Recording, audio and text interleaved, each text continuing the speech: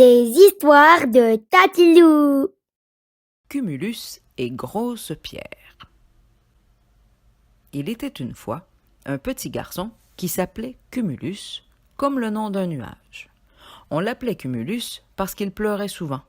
Il pleurait quand il était triste, il pleurait quand il était content.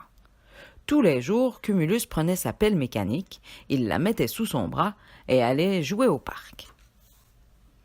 Tout au fond du parc, il y avait une grosse pierre. Oh, tellement grosse! C'était l'ami de Cumulus. Cumulus aimait beaucoup Grosse Pierre. Il l'embrassait, il la chatouillait, il grimpait dessus et promenait sa pelle mécanique sur son dos. « Ah, je t'aime tellement, Grosse Pierre. Je peux tout te raconter. Quand j'ai de la peine, quand j'ai peur, quand j'ai hâte, tu m'écoutes toujours.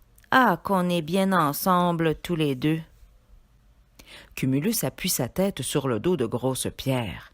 Il est tellement bien qu'il s'endort et rêve à son ami. Il voit Grosse Pierre flotter sur la mer. Elle le transporte sur son dos. Cumulus est si content qu'il rit et rit encore à n'en plus finir. Aussitôt réveillé, Cumulus s'étire et serre fort son ami sur son cœur. « Écoute, Grosse Pierre, j'ai rêvé de toi. J'étais grimpé sur ton dos et on flottait dans l'eau. C'est étrange, tu ne trouves pas? » Tout à coup, il entend parler dans le ventre de sa pierre. « De l'eau! De l'eau! J'ai besoin d'eau, Cumulus! »« Mais tu parles, Grosse Pierre, tu es en vie? »« Oui, Cumulus. » Ah! Grosse Pierre se met à bouger. Elle a 4 pattes, une tête et une petite queue. C'est un hippopotame. « Hein? Tu es un hippopotame? Mais pourquoi tu ne bougeais jamais? »« Parce que j'ai besoin d'eau pour bouger. Et puis, j'avais peur d'effrayer les enfants. Je suis tellement gros. »« Ah oui, tu es mon hippo-gros ami. »« Moi, je n'ai pas peur de toi, » lui dit Cumulus. « Toi, ce n'est pas pareil, » dit Grosse Pierre. « Tu es mon ami. Tu sais, je suis trop lourd. J'ai besoin d'eau pour marcher.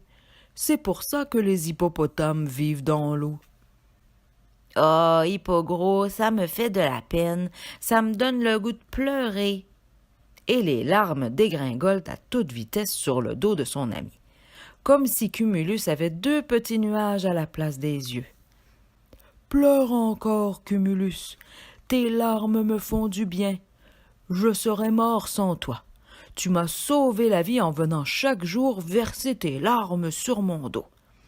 Mais tu ne pourras jamais pleurer assez pour me donner toute l'eau qu'il me faut. J'ai besoin de tout un lac, tu comprends? » »« Un lac? Mais on va t'en faire un. Regarde là-bas le ruisseau. On va lui emprunter de l'eau en faisant une grosse rigole. » Aussitôt, Cumulus prend sa pelle mécanique et se met à creuser dans la terre. Il creuse, il avance.